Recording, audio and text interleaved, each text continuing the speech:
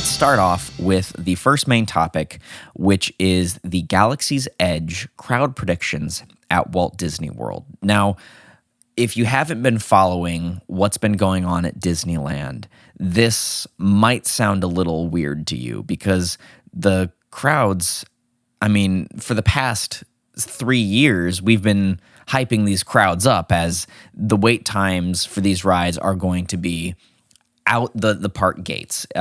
Hollywood Studios is going to be at max capacity. Disneyland is going to be at max capacity. And then something weird happened. Galaxy's Edge opened, and it's not busy, but it's not as busy as people thought that it would be. And because of this, you will go and find several articles that say Star Wars Galaxy's Edge is a flop. It's a failure. Nobody's showing up. People are backlashing over Disney Star Wars. And honestly, a quick Google search into the real reasons why this is happening, you can figure out pretty quick that just isn't true. The real reason that all of this is happening is because of Disneyland blocking people out in California. So originally the cast members were blocked out. That's since been rolled back, but I believe I don't know if pass holders have been given access back again, but anything deluxe pass holder and less is also blocked out until I believe September. So if you know the figures from Disneyland versus Walt Disney World, you'll know that about 80% of people who visit Disneyland are pass holders or locals, whereas and about 20% are tourists. So when you're blocking out that many people, that's going to seriously affect the crowds. So that's kind of why Disneyland has been a ghost town, because they've blocked out a large majority of their regular attendees. So it's definitely not because Galaxy's Edge is a failure. And if you look at something like Fresh Baked Disney's vlogs, you'll see that the majority of people that are in the parks are in Galaxy's Edge. Wait times for Smuggler's Run have been anywhere between like 30 and 90 minutes. I've seen it fluctuate in that region. And while that's not Pandora levels, you also have to consider that they've blocked out a large majority of the people that would be waiting in that line. So with Pandora, there's no blockout dates or any reason for Disney to block anyone out for that attraction. So many people are going to get on Flight of Passage where a lot of the people that want to go can't because they've been blocked out. Now, I know since the opening, Disney has started to let cast members come back into the parks. And I have a feeling sooner rather than later, the same will be said for deluxe pass holders. I don't know. Disney might start to panic and do something crazy, but we'll see.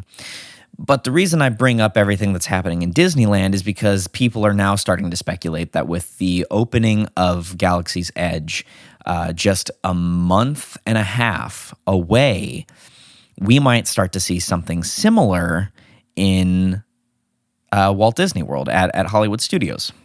And plain and simply put, I do not think this will be the case. Now, let me backtrack for 1 second because there is a valid argument to be made. If you look at any of the resorts for the opening weekend for Galaxy's Edge, they're all open. You can get a hotel room on Disney property that weekend. So people aren't booking the hotels, which is a sign that people aren't going to show. Now, the reason that I say that I don't think this will be the case is because with that figure that I just referred to with Disneyland having about 80% locals, 20% tourists. It's the inverse at Walt Disney World. About 80% are tourists and about 20% are locals. So, first off, they have no reason to block out pass holders. Pass holders don't make up the majority of the people coming to the parks day to day. So, they won't affect people traveling to Walt Disney World. And they never really have.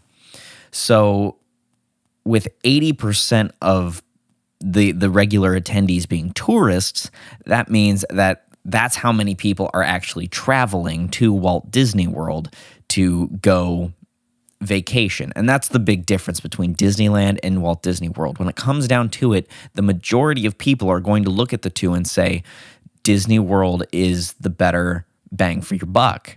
We have 4 theme parks. We have more experiences, 2 water parks, a plethora of hotels to stay at. And there's just so many more experiences down here that I feel when people look and see Disneyland and see Disney World, and they both have the same land opening up within a fairly short time frame of one another, people are going to say, yeah, I could travel to Disneyland and go on this, go see Galaxy's Edge before it opens at Walt Disney World, but only have 2 theme parks to really have a vacation. Whereas with Walt Disney World, you wait a couple of months and you get to see Galaxy's Edge a little bit later, but you also have all of these other things that you can do, because if you're traveling to Disneyland for just Galaxy's Edge, you'll go on Smuggler's Run and then you have that one experience, and then everything else is just what Disneyland has to offer, which is only 2 theme parks. And I know there's a lot to do at Disneyland, don't get me wrong, but there's just more to do at Walt Disney World. So I think that the argument that because of what's happened at Disneyland, that something similar will happen at Walt Disney World is not really a justified argument, because really the two could not be more different. Walt Disney World is basically its own city, and the amount of people that travel there per year is kind of insane. For the last the last 10 years, the Magic Kingdom has been the most visited theme park in the world. So when you think about that and compare it to Disneyland, I don't know where Disneyland falls on that list, but it's not as high up there as the Magic Kingdom. So the amount of people that travel to Disney World just in general should give us a genuine general sign of how many people are actually going to show up to Hollywood Studios. There are also people speculating that the other parks will be a ghost town. Now, this I think might have some truth to it, and I, as a pass holder and as a local, I would be very open to this, because when you have something new opening at the parks, I noticed this with Toy Story Land last year. When something new opens at the parks, the other parks tend to lose a little bit of their crowds because people want to go experience what is brand new, so they can be among the first people to say that they did it and that they were there and that they rode it. And honestly, being a local, I still have yet to get on either of the new Toy Story attractions, Alien Swirling Saucer or Slinky Dog Dash. I still haven't done it. Which there's a whole separate conversation to be had about my current feelings about Hollywood Studios, because my girlfriend and I went there 2 weeks ago, and it was their handling of rope drop getting to Slinky Dog was just horrible. It was honestly jaw dropping how bad it was. But that's a separate discussion. But I noticed that with Toy Story Land last year, we had less people to kind of butt elbows with in like the Magic Kingdom or at Epcot or Animal Kingdom, more so Epcot. But I think that we will start to see something along the lines of those parks maybe dialing it back a little bit, and having some shorter wait times, which I think I'm more excited for that than I am for Galaxy's Edge. Not to say that I'm not excited for Galaxy's Edge. I definitely am, but I think that it'll be nice to have some breathing room at the other parks, especially the Magic Kingdom. The Magic Kingdom has been packed this summer. Every time I've gone, it's been hefty wait times. Space Mountain has broken down the past, what is it, 3 times I've gone. It's been rough. I mean, I actually have a screenshot of the Disney Parks app showing all 3 mountains, Splash, Thunder, and Space, as well as Expedition Everest, all closed at the same time. Every single mountain was down. They were all down, and I couldn't believe that. So, if you're wondering if Walt Disney World is busy, yes, it is, and I don't think that's going to change when Galaxy's Edge opens up. I think it's just going to get more busy, but in Hollywood Studios, and I really hope that they can. I really hope they can continue to operate all of those attractions with Galaxy's Edge open, because the last time I was at Hollywood Studios, everything was breaking down. The last 2 times I was at Hollywood Studios, Rock and Roller Coaster and Tower of Terror were having some issues. Tower of Terror was only running on 1 drop shaft. I'm fairly certain the entire day. So we'll see what the rest of Hollywood Studios looks like when Galaxy's Edge actually opens up. But I can guarantee you it's going to be interesting. I'm very curious to see how Galaxy's Edge affects the rest of the parks.